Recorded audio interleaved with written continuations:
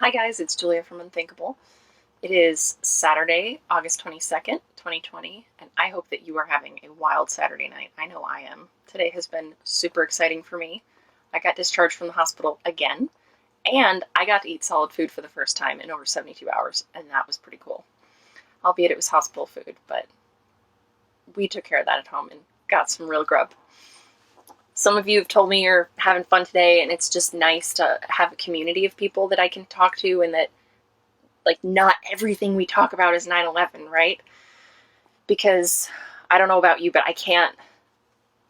There was a time when I probably could live in 9/11 like all the time, but now there's so much other stuff that's going on that I can't live in there all the time, and I recognize some things that brought me there. So I appreciate the things that you share with me, like from your personal life, your hobbies, and you took your kid to the park or to get ice cream. So thank you. It's like a humanizing experience in what otherwise is extremely traumatizing and very disturbing when we're talking about, how many people died that day and how the buildings blew up and how buildings were blown up with people inside. It can get kind of strenuous. And I think it has taken a toll on a lot of us. And so this video is in response to many of your questions to me, and in light of the fact that I've had a lot of time on my hands in the last 3 or 4 days and haven't had a lot of people to talk to, I thought a lot about this subject, and it's long overdue. I would like to share with you my views about the Pentagon. Now, before you get excited or scared, I'm going to give you the short answer right now so that you don't have to watch the whole video. And then I'll explain it. The short answer is that right now, I do not have an opinion about whether or not the Pentagon was hit by American Airlines Flight 77 or either a missile, or just was blown up.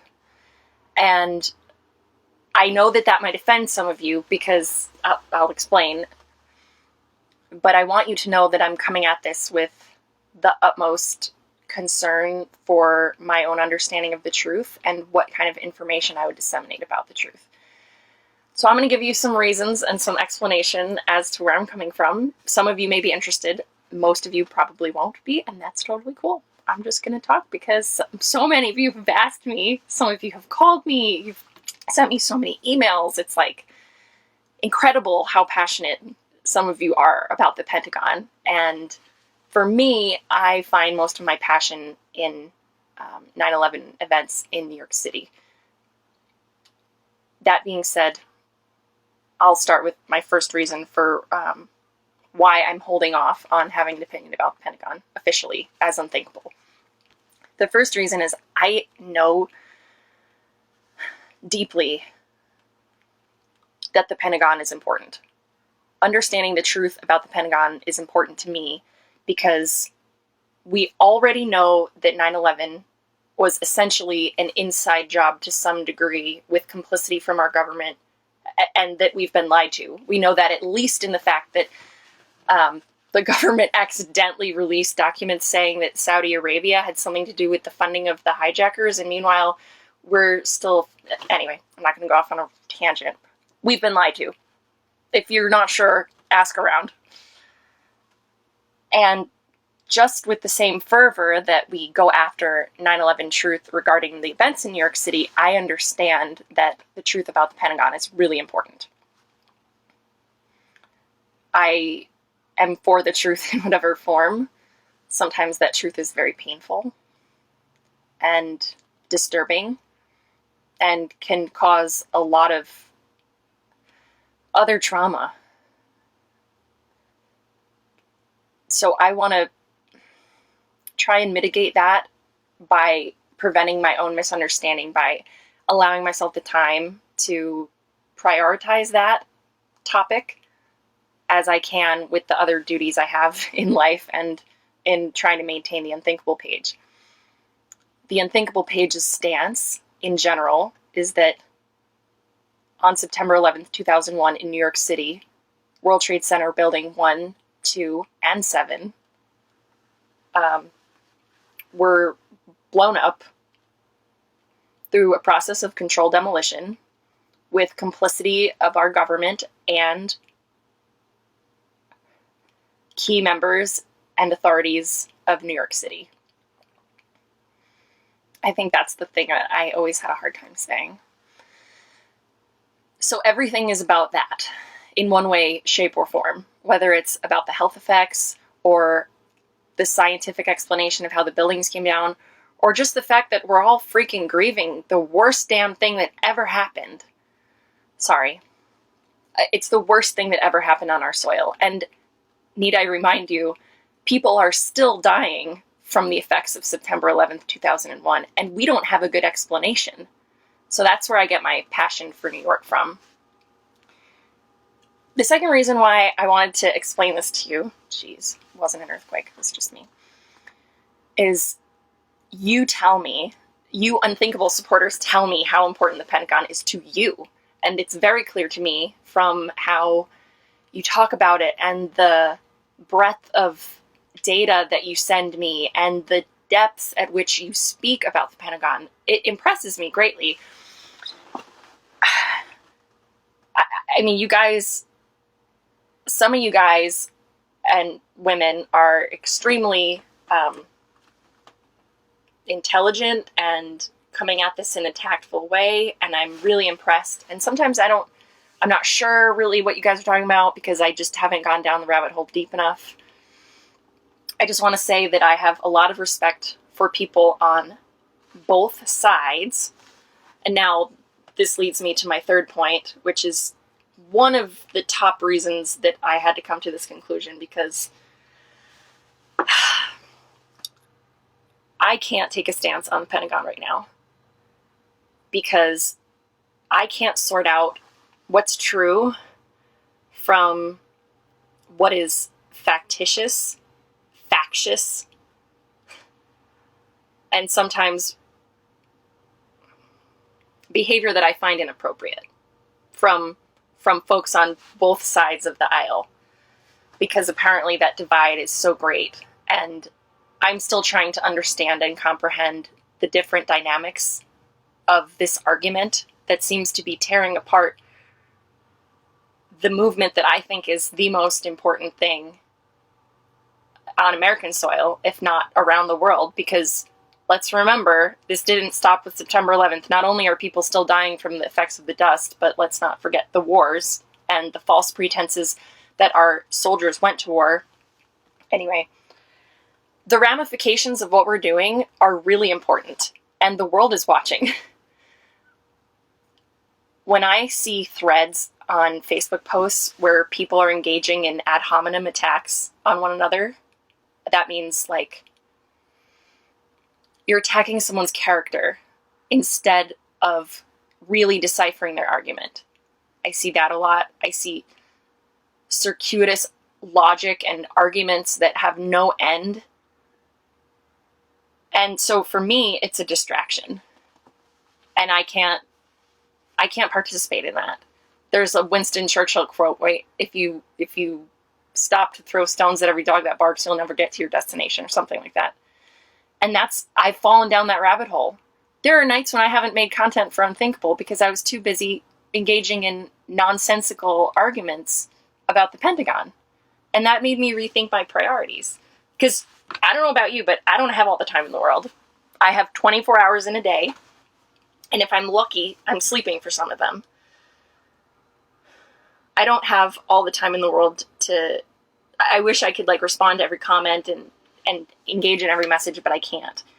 What I absolutely have no time for and won't tolerate, regardless of what you believe, including if you believe that there was no plane at the World Trade Center or that there were nukes or something else, I'm never going to deride you or say that you can't be a part of Unthinkable, because at the heart of it, I know that each and every one of you who comes here understands a piece of the truth. I do not know the entire truth. And to be perfectly honest, I don't want to. I really don't. And that may seem ignorant of me. And if my life leads in a direction where I'm going to have something valuable to add to the Pentagon conversation, so be it. But what I found in New York and on this journey to make Unthinkable since that very day and maybe even before. I mean, I don't, right now, I don't even want to go there. It's a very tough subject for me because I've never experienced it before, and I haven't really gone down the rabbit hole because I was so preoccupied with New York because it was traumatizing. So, the final thing I'll say about the factious nature of the arguments I hear around the Pentagon that concern me the most is how the outside world perceives us. For example, I've seen many of you contribute valuable things in discussions, and then sometimes I see the same people turn around and are calling each other names, and it's like we're in high school or elementary school. And I've behaved badly in a few circumstances myself, but I've tried to engage with people who dissent with what I say to try and understand them.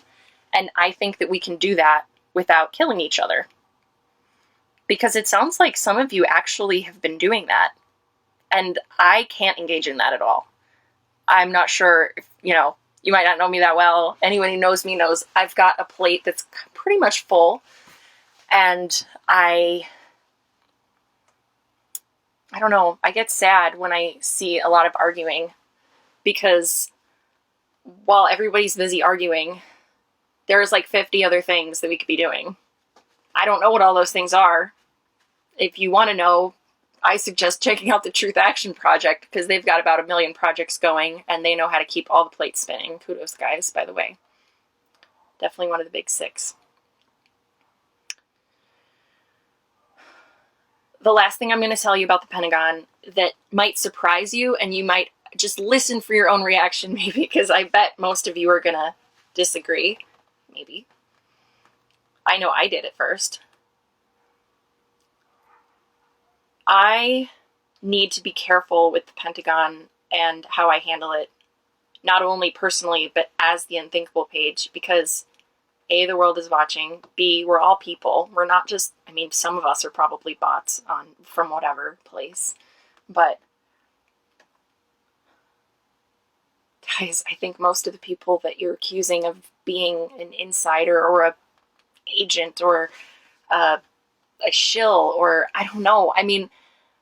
I see people calling each other names all day long, and then I turn around and I learn something new from them on another page later as I just sit there watching. We've all been traumatized, right? Finding 9/11 truth needs to be a process of healing. And I don't want to engage in the factious nature of that civil war because I don't know about you. I don't need any more trauma in my life. It's taken a really long time to learn how to deal with it, especially the trauma around 9/11. So I may seem ignorant or naive. That's fine. I thought I thought that engaging with people that are, trolls or whatever, even though that's a name, I understand, but troll-like behavior, fine. I'll say that. Just belligerence and lack of engagement in a relevant argument. That's a definition. I thought that was going to be the thing that got to me the most about the movement, but it's not. It's the things that you guys say to each other and to me about each other. And it's just bothers me. So please be gentle with each other. There's probably not a single person in this movement that's like completely and totally wrong unless it's through some deliberate or malicious act. I want to assume the best intent first, that people may be incorrect, even very passionately incorrect, through their own ignorance or the misrepresentation of some data. So please, if you're expecting me to put any people or heads on the chopping block anytime soon, that's certainly not going to happen because enough people have been killed. And when I hear about some of the things that have happened in the last 15 years around this movement and the Pentagon, it blows my mind. So I would encourage you to please consider maybe considering, can we unite around the things that we know? Because we're going to get a lot more accomplished that way. And I think it starts in New York. Personally, the North and South Tower coming down was the thing that changed my life. But I understand that we need to start with Building 7, for example, because there's a lot of answers right there. And then we move on to the next step. This is not all going to happen at once, if it's going to happen. And it's certainly not going to happen if we're busy killing each other. And sometimes you guys have been tearing me apart, I'm telling you. I'm just having to like listen to some of it or be exposed to it. It's like, I don't know, how are we ever going to maintain integrity or credibility as a movement if we do it by treating each other without respect? I don't want to go anywhere in terms of 9/11 truth unless I can do it with some degree of dignity and respect for other human beings. So, that being said, I have already started to look at it, and I will be looking at it because I know I'm very curious about it, but I need time to digest this, like process it, and really put it into its place. Because it took me a very long time to fully process and understand what happened in New York. And when I became absolutely certain that I could no longer live a meaningful life unless I did something about that, I still had questions. There were still things that I believed that were false. And until I knew better, I just knew what I knew. The first thing I knew was with my own eyes, where I just thought as a schoolgirl, like, this is wrong. Something, what? I mean, having stood atop those buildings, it was inconceivable to me that they could have been brought down with one airplane per building and the ensuing office fires. I didn't know about Building 7 for years. I just was stuck on those two towers. And so then once documentaries and videos and YouTube came out, that's most of what I ever watched. Documentaries and other people telling me like what to think has been a small portion. And then as I followed along, more and more has been confirmed in various scientific fields, and you all have done incredible work. The people who have like really done this research. So I'm sure I'll eventually get to the Pentagon because it is on the journey, and I'm probably never going to be able to give this up, even though I have tried a bunch of times. Just please give me time and give each other respect.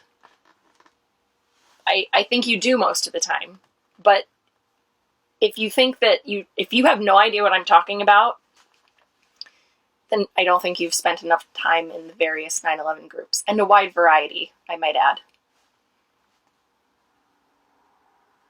Because to be honest, even I am not really super happy with how a lot of my interactions have gone within the movement, more so than beyond it. And that's discouraging. Because if we don't have each other's backs, how the hell is the world going to have ours?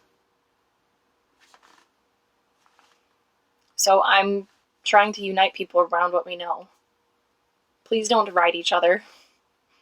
As we deride each other, the world will deride us. So just consider that. Many of these groups are public. All these comments are ingrained in stone in the digital record.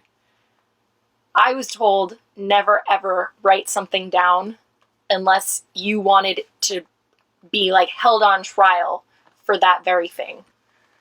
So I realize my own words have not always been so precise, and I'm trying, and I'm growing as a person, but I at least hold unthinkable and what comes through that page to a significantly higher standard, which I aspire to, because this movement is too damn important. Thank you guys for watching. If you actually watched to this point, I feel kind of bad for you, but Thank you.